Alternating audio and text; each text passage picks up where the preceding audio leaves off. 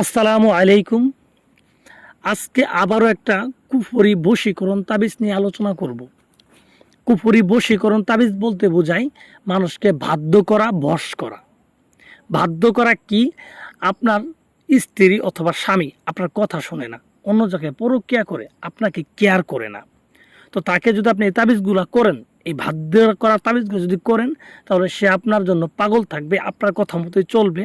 দুনিয়ার মধ্যে হাজারো মানুষ থাকার পরেও সে শুধু আপনাকে ভালোবাসবে। আপনি ব্যতীত দ্বিতীয় কোনো নারীর কাছে আপনার স্বামী যাবে না, আপনি ব্যতীত দ্বিতীয় কোনো পুরুষের কাছে আপনার স্ত্রী যাবে না। ঠিক আছে? সে যদি মহা সুন্দর হয় এবং এটার মেয়াদ থাকবে আজীবন। যতদিন দুনিয়াতে বেঁচে থাকবেন, আপনার স্ত্রী, আপনার স্বামী আপনার কথা মতো চলবে, আপনার কথায় উঠবে, আপনার কথায় বসবে। এগুলো আমার পরীক্ষিত করা, একবারে পরীক্ষিত। অনেকের ক্ষেত্রে আছে যে নিজের স্বামী অন্য জায়গায় পরক্রিয়া করে বা অন্য কাউকে বিয়ে করছে, আপনাকে খোঁজখবর নেই না, বা আপনাকে ছেড়ে চলে গেছে, আপনার খোঁজখবর নেই না।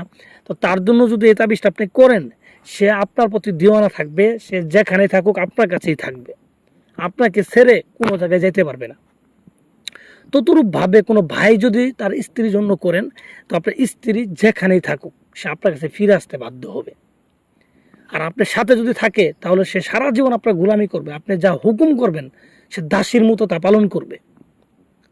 তো এই জিনিসটা কিন্তু একইভাবে যেখানে স্বামী স্ত্রীর ক্ষেত্রে কাজ হইতেছে, সেম টু সেম কিন্তু একজন প্রেমিক প্রেমিকার ক্ষেত্রেও কাজ হবে। একজন প্রেমিক প্রেমিকার ক্ষেত্রেও কিন্তু কাজ হবে। এবং সে যদি কাছে থাকে তাহলেও কিন্তু হবে, দূরে থাকলেও হবে। যদি কাছের কোনো ব্যক্তির আপনি পাগল করতে চান, তাহলে এটা তাবিজ করার পরে সেই ব্যক্তি আপনার কথাই শুনবে। ঠিক আছে? আপনি যা বলবেন তাই শুনবে। ঠিক আছে? আপনি যেইভাবে বুঝাবেন সেইভাবেই বুঝবে।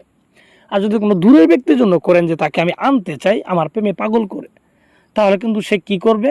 এই তাবিজটা করার পরে সেই ব্যক্তি আপনার সাথে দেখা করার জন্য, আপনার জন্য পাগল হয়ে যাবে। আপনার সাথে কথা বলার জন্য, আপনার সাথে যোগাযোগ করার জন্য সে পাগল হয়ে যাবে।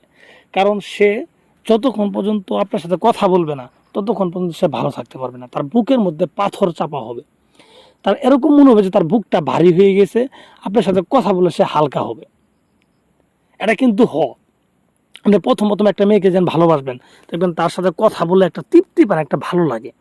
হ্যাঁ, 1 ঘন্টা কথা বলে মনে হয় যে 10 মিনিট কথা বললাম। তো এরকম ফিলিংস আসবে, আপনার সাথে কথা বলার জন্য সে অস্থির হয়ে যাবে। ঠিক আছে? এগুলো পরীক্ষিত, এগুলো মুখের কথা না। তো অনেকে বলতে পারেন যে ভাই এগুলো তো অনেক করছি কিন্তু কাজ তো হয় না। আরে ভাই শুনেন, কাজ কেমনে হবে? আপনি একজনে বলতেছে যে 1 মিনিটের মধ্যে স্বামী বশ করে ফেলান মন্তব্য, তো এটা কি সম্ভব? 1 মিনিটের মধ্যে আপনি কেমনে করবেন এই জিনিসটা? করতেও তো ঘন্টাখানেক সময় লাগবে, একদিন সময় লাগবে। তো আপনি যদি চান ভাই 5 মিনিটের মধ্যে আমার বশ করে দেন, এটা কি সম্ভব? তো আপনি এদের কথা বিশ্বাসও করেন, আপনি এদের কাছে কাজও দেন, তা আপনি ধোঁকা খান। তা আপনি ধোঁকা খাবেন না, ধোঁকা কেনা খাবো?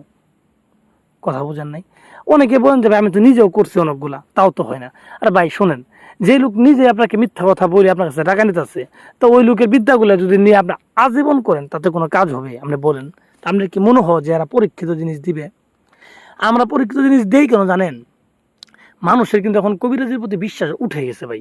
এই বিশ্বাসটা ফিরিয়ে আনার জন্য এই পরীক্ষিত তাবিজগুলো দিতেছি, যে আপনি যদি এটা করেন, 10টা লোকে যদি করেন, 10 জনের জন্য কাজ হয়, তাহলে 10 জনে আরো 50 জনের জানাবেন যে এই বিদ্যাগুলো কাজ হয়। এই হচ্ছে মূল বিষয়। তো যাই হোক, আমি কথা বাড়াবো না। তাহলে কিভাবে করবেন আমি সম্পূর্ণ নিয়ম বলে দিচ্ছি। যেহেতু এটা কুফুরি কাজ, আপনি এটা করবেন মঙ্গলবারের দিন করতে হবে। এটা সেতারা হচ্ছে মঙ্গলবারের দিন। মঙ্গলবার দিন ঠিক দুপুরবেলা নিজের ঘরে বসে লেখা লাগবে। মঙ্গলবার দিন ঠিক দুপুরবেলা, হ্যাঁ, নাপাক শরীরে তাবিজটা লিখবেন। নাপাক শরীর বলতে আপনাকে সম্পূর্ণ অলঙ্গ হয়ে তাবিজটা লেখা লাগবে। ঠিক আছে? এবং নাপাক থাকতে হবে শরীরে, সেটা আপনি নিজে সহবাস করে নাপাক হন বা বীর্য বের করে নাপাক হন, যেভাবে হোক নাপাক হবেন। নাপাক হওয়ার পরে অলঙ্গ হয়ে আপনি পশ্চিমের বিপরীত পূর্ব দিকে মুখ করে বসবেন। মুখ করে বসার পরে যার জন্য করবেন তার কথা মনে মনে খেয়াল করবেন, তার ছবিটা চোখের মধ্যে আনবেন। ঠিক আছে? আপনাকে সামলে মোমবাতি আগরবাতি এগুলো ধরিয়ে নিতে হবে। হ্যাঁ, এবং চতুর্থ সাইডে আপনি আতর দিয়ে দেবেন। ঠিক আছে? দেওয়ার পরে আপনি এই তাবিজটা লেখা শুরু করবেন। তো তাবিজটা এখন কীভাবে লিখবেন? তাবিজটা লিখবেন আপনার একটা বট গাছের পাতার উপরে। বট গাছের পাতার উপরে, ঠিক আছে, আপনি লিখবেন। কিভাবে লিখবেন? শাহাদাত আঙ্গুল দ্বারা 1 প্রকার কালি দিয়ে। এই কালিটা কীভাবে বানাবেন? এই কালিটা হচ্ছে গুরুত্বপূর্ণ। এই কালিটা আপনার কুমকুম কাম সিঁদুর, ঠিক আছে, গোলাপ জল, আতর, এই 4টা জিনিস মিশ্রিত করে একটা কালি বানাবেন। কালি বানায় আপনার ডান হাতের শাহাদাত আঙ্গুল দিয়ে বট পাতার উপরে, ঠিক আছে, বট বৃক্ষের পাতার উপরে, এর উপরে 3টা পাতার উপরে আপনি 3টা তাবিজ লিখবেন এইভাবে। তো লিখার পরে আপনি তাবিজের নিচে নাম লিখে দিবেন। তো যার জন্য করবেন তার নামটা আগে লিখবেন, তার বাবার নাম লিখবেন, তারপর আপনার নাম, আপনার মায়ের নাম। তো এগুলো নামগুলো সুন্দরভাবে লিখে দিবেন। লিখে দেওয়ার পর 3টা তাবিজে লিখে দিবেন। লিখে দেওয়ার পর আপনার কাজ কমপ্লিট। আপনি কাপড় পরে নেবেন। কাপড় পরে নিয়ে আপনি একটা মোমবাতি জ্বালায়ে এই মোমের আলোতে আপনি একটা আলোতে একটা ওই পুরাবেন, একটা পাতা পুরাবেন। একটা পুরানি শেষ হয় মোমবাতি, ওই মোম দেওয়ার হবে না, আরেকটা নতুন মোম জ্বালাবেন। জ্বালিয়ে এভাবে আরেকটা পাতা আপনি পুরাবেন। পুরানোর পরে এই মোমও শেষ, বট পাতাও শেষ, আবার আরেকটা মোম নিয়ে আরেকটা বট